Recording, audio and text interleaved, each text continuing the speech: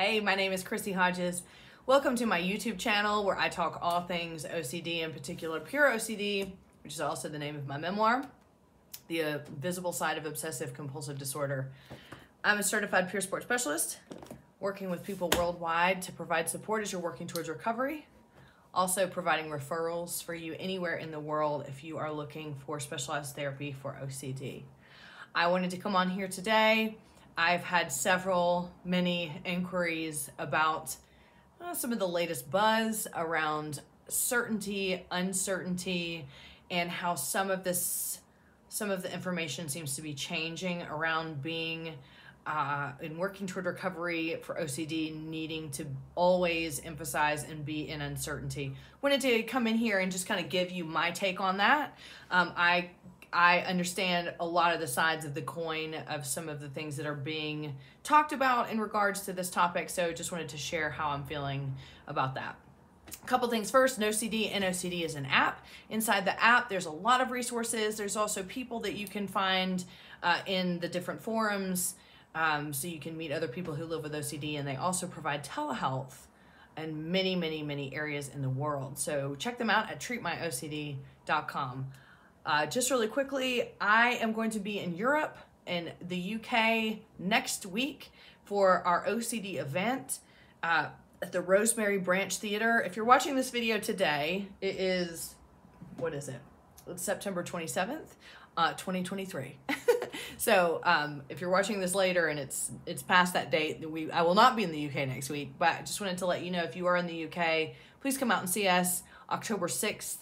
5 to 8 p.m. Rosemary Branch Theater. We're going to have 4 lived experience speakers. I'm going to be there hosting some of your favorite people. Stuart Ralph will be there. Sophie Surrey will be there. It's going to be so much fun. And then the OCD Action Conference is the next day on October 7th. So I'll be at both. I hope to see you. If you want more information and buy tickets, go to OCDGameChangers.com and you can find out more about that. Okay, let's just get down to it. So let's talk a little bit about certainty and uncertainty. First, what am I talking about? Okay, let me break it down for you this way. When we think about OCD therapy and when we think about how to approach OCD therapy. Now, if you've seen my videos before and you especially saw the one that I was talking about, shame as a barrier when it comes to repugnant, intrusive thoughts, taboo intrusive thoughts. One of the statistics I want to quote to you, just take this at face value.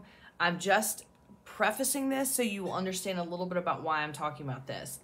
Exposure response prevention therapy is the gold standard of treatment. What does that mean? Gold standard means it is the most peer-reviewed. It has the most, in regards to research, it's going to be the most significant form of treatment that works for the higher percentage of people. That's why things get called the gold standard. It's the first line of defense when we are working with anything, a medical condition, a mental health condition.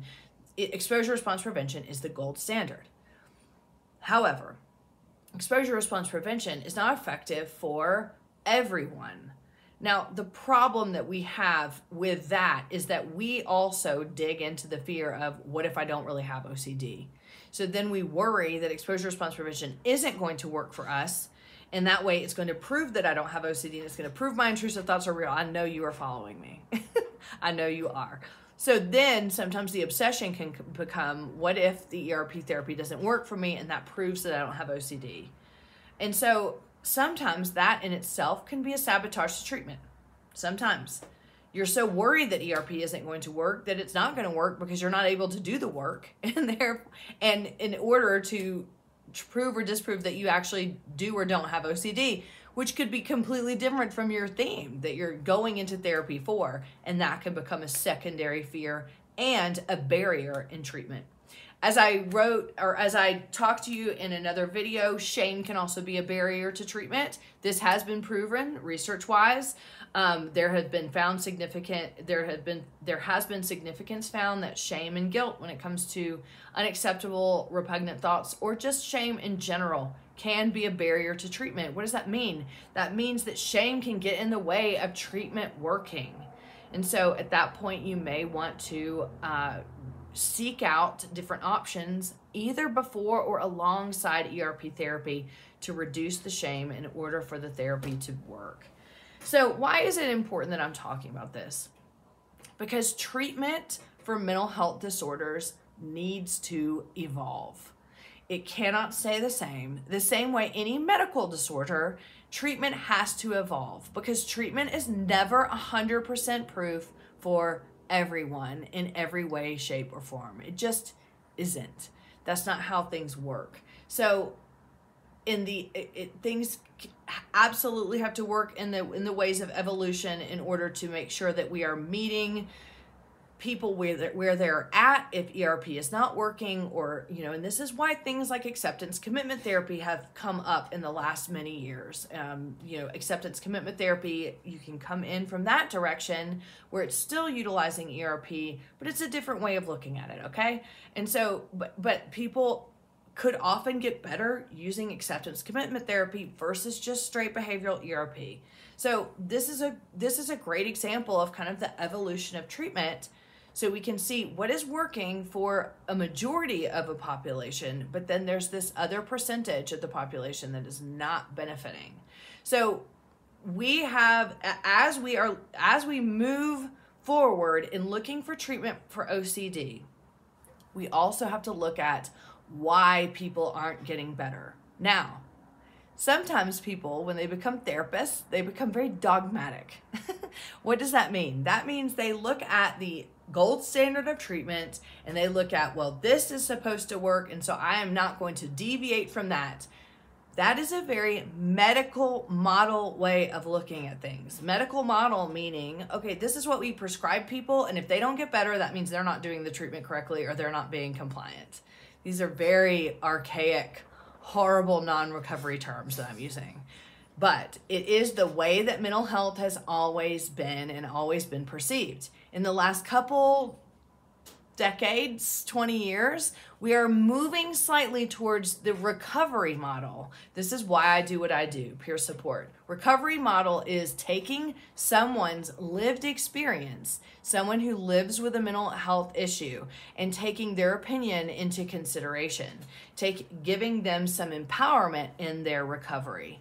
Okay, so this is why you've probably seen things starting to change a little bit when it comes to OCD recovery from the dogmatic views of, and I'll give you an example. If you watch my videos from years ago, you will see that I say things like the themes don't matter, the content doesn't matter. But now when you watch my videos, you will see I say different things. The content does matter. The themes do matter. I have research now that backs that up, because if the theme is producing that amount of shame, it does matter when it comes to treatment. And I also know, just from being a peer support specialist and working with you one-on-one and working in groups and hearing the same things over and over and over and over and over, the themes often get in the way to treatment.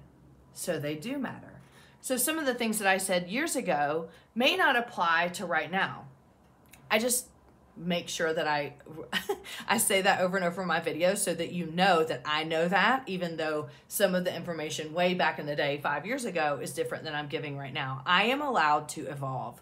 I am allowed to change my mind, right? We all should be allowed, and we all should be flexible when it comes to treatment for any sort of disorder and for any sort of medical ailment. That's just the way it is. So with all of that said, I'm sorry that took about 6 or 7 minutes, but I wanted to preface it with that. There have been things that have been coming up recently. One of them is the themes don't matter, or I'm sorry, that the themes do matter, and that may feel weird for you if you have been hearing the themes don't matter, and that has kind of been your staple. They do matter, and they do matter for a lot of people when it comes to the efficacy of treatment. And so we are now seeing that in research, and it is now okay for us to say and to validate people from a recovery standpoint. Yeah, your theme is getting in the way. The shame is getting in the way. The guilt is getting away from you getting effective treatment. And to find different ways to navigate that in order to move forward. This is where the whole idea has come into it's just come into the conversation about certainty and uncertainty. Okay, you have heard me many times on my videos. You have to press into the uncertainty. You know, living with OCD is just about living in uncertainty. Take the risk, live with the uncertainty. I say that all the time, and that's one of the things that Dr. Phillipson taught me when I was in therapy, and it has served me well. Does pushing into the uncertainty all the time serve me well all the time with every single thing? No, it does not. And here's why. So I want to explain this so you can understand if you're hearing things and you're getting triggered and thinking to yourself, well, I am supposed to just live in uncertainty, and that's how I've always known, and now people are telling me I don't have to live in uncertainty. Okay, let's just back it up here for a second and let me explain why I think this is being talked about a lot. This is being talked about a lot for the same reason, and this is why I preface with this, that we're looking at a percentage of people that are not getting better when it comes to the gold standard of treatment, because shame is getting in the way and guilt is getting in the way. We're going to just focus 100% here on pedophilia themed OCD. And you know what? You can insert your own theme, or you can insert whatever theme you have. I'm not discriminating against themes, but I am going to talk about POCD because it is one of the most shameful themes you can have.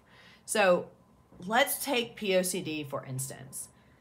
Pedophilia theme. This is the intrusive thoughts of what if I'm a pedophile. When people hear, I have to embrace the uncertainty that I might be a pedophile, all of a sudden, there is some part of your being that goes, then I'm never going to get better, because I will never, at the end of the day, embrace that I might be a pedophile. So you can see this. You can see both sides of this. You can see people as, well, I guess you don't want to get better. I guess you're not going to be compliant with treatment. I guess you're just treatment resistant. Yeah, fuck all that. Like, come on now. Those are medical model terms. Those are terms that can just be placed on the victim, which is the person that is living with the actual disorder. Whereas we need to be looking at, okay, if that isn't working for you, then how can we navigate in a different way, which is recovery oriented? At the end of the day, I am not going to say to myself, yeah, I might be a pedophile, because I'm not. And I'm not going to be. And I never would be. And I'm not going to harm a child in that way. I have a lot of certainty around that. No matter what my OCD thoughts are saying, I know that's not true, right? But if the therapy is telling me I have to say that, I have to push into that, or else you're just not going to get better, there is a chance I might, A, say, then I'm not doing therapy. Or B, say, I guess that means I don't have OCD because I'm not willing to do it, and that might mean these thoughts are true, which of course we're terrified of, right? But if that's the only way and that's the only choice you're given, what other alternative might you not have? Or C, you might just go, I'm sorry, I just cannot believe that I'm capable of that. And that and if that's the only way to get better, I can't do it. I won't do it because I have children in the house, or I babysit nieces and nephews, or I work in a school. I'm not willing to do that. This is not an ethical dilemma. So I want to take that out of the equation. It might be an ethical dilemma. It actually might be, but that's not what I'm talking about today. And I don't want to get into it, and I don't want to go down that rabbit hole right now. What I am talking about is the idea that people see that unless you accept the uncertainty, that your theme is a possibility and you just have to live with the maybe I am, maybe I'm not. This is leaving out a pretty large percentage of people that are just unwilling to say it when it comes to themes like pedophilia theme. And by not acknowledging this, we are basically saying, fuck all those people. Whatever, I guess they're just treatment resistant. That is not fair. And so this is where, in the evolution of how treatment comes about, we have to be mindful of, okay, There are, like, to me, okay, so now I'm pulling this all back and saying, to me, I am okay with accepting uncertainty about anything because I went through ERP and that worked for me. Okay, so now if I have thoughts about pedophilia theme, or if I have thoughts about incest theme or bestiality theme or some of these major taboo themes, I have no issue whatsoever pressing into the uncertainty. I can live with the uncertainty, but not everyone can. And I just happen to be one of those people that had intrusive thoughts about being gay, and I don't see anything wrong with being gay. So when I got treatment for it, there wasn't this, at the end of the day, if I'm gay, I can't live with no, I could have lived with myself at the end of the day if I was gay, right? Because that wasn't the issue. And I was able to use the accepting the uncertainty, and now I'm able to apply that because I have behaviorally mastered that in my own recovery. Some people can't. And there's a percentage of people that can't. So if you're hearing things recently on social media about this, you don't have to accept the uncertainty, and you're panicking and going, oh no, but I have, and now everything I know is a lie, and this and this. Hang on. There are reasons behind this, and that is what I've just explained. We have to make sure that we are including all of the community. That's my number one point. My number 2 point is this. You want multiple tools in the arsenal. You want lots of them. You know, you want to be able to say, maybe, maybe not for these themes. You may want to use scripts for these themes. Maybe imaginal exposures for this, and maybe this and this and this for this. You know, it doesn't have to be this one thing and it works and that's all I'm going to do. It doesn't have to be that. It can be, I am learning as I'm going. And I've said this before in videos. After getting trauma therapy, man, my OCD got so much better. Did trauma therapy help my OCD symptoms? No. But what it did is it helped undo a lot of the stuff that kept me in knots and kept my OCD cycling. And so once I undid all of that, the cycle relaxed, the knots untied. Okay? So trauma therapy was not the solution, but trauma therapy helped. Recovery is about continuing to build all of these things that we have in our toolbox and all these different ways that we can navigate intrusive thoughts in order to manage them on a daily basis. There are some people out there that just cannot and will not, at the end of the day, accept the uncertainty, especially when it comes to repugnant and taboo intrusive thoughts. It doesn't have to be just those either. Sometimes the shame is so big around other intrusive thoughts that people are like, I can't do it. We cannot turn our backs on those people. And we can't say, well, then it's your fault. That is not strength-based. It's not person-centered. And you know what? It's not pushing our community forward to be more trauma-informed and to find solutions so everybody can feel relief. So I hope that helps, because I know that a lot of people have been seeing things and then all of a sudden they're questioning all of the things about their own recovery. Don't. What works for you, use it. If it doesn't work for you, that doesn't mean that you can't get better either. Like, I'll tell you this, but good Lord, don't take this to heart, but this is just me. Scripts don't work for me. They don't. I will write a script and I'll read it and be like, yeah, I'm not triggered and there's nothing there. But scripts work wonders for other people. But I don't look at that and go, oh my God, that means I don't have OCD, or that must mean that I'm not really better, or that must mean this. I just look at it as, okay, this works for me and this doesn't. If there's a medical issue that I would have and one treatment worked over the other, I would take one treatment. And then maybe as I got older, this treatment might work different, or, there are all kinds of factors that go into why we get better and why we don't. I just wanted to come on here and assure you, if you're seeing things and you're questioning your own recovery and you're going, oh no, now everything is changing. It's not necessarily like that. It's just that we as a community, we have to evolve to be able to start meeting people where they're at, especially people that aren't responding to therapy. And I 100% support that. You know, I try not to make blanket statements. I think I did probably at the beginning of my advocacy. I did. I was very, I idolized the dogma, and I don't anymore because I have my finger on the pulse of the community by doing peer support. I do. I hear stories all the time of people that, feel like the norm doesn't work for them and they feel left out. And so then it's, to what degree are we responsible as a community in moving forward? There are dogmatic therapists, and that's fine. And that's the way they need to be. And then there's a lot of us that, and especially those of us that have OCD and that really understand the experience of OCD, that are like, we need to keep pushing forward. We need to keep creating more avenues for people to get the right treatment, the better treatment, and be able to utilize treatment in a way that isn't so black and white.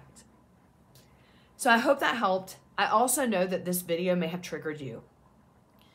I did this just for information only, especially for those of you that may be getting triggered about things that you may have learned and now they seem like they're being taken back. Again, just know it is important for those of us in the community and for all of us to continue to question, how can we get better? How can we be more inclusive when we are looking at treatment for people that aren't responding in the way that so many of us did? How can we help those people find relief too? So if you have questions, email me at ocd.chrissy@gmail.com.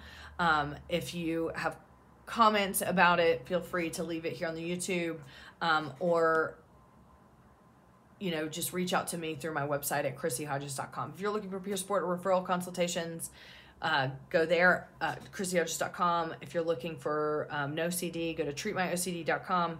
And if you are looking for the UK event, Spain event coming up, and Kansas, go to gamechangers.com, ocdgamechangers.com. Anyway, I hope you're doing well, and I hope this all made sense, and I hope it helped to clear up some stuff if you've had questions.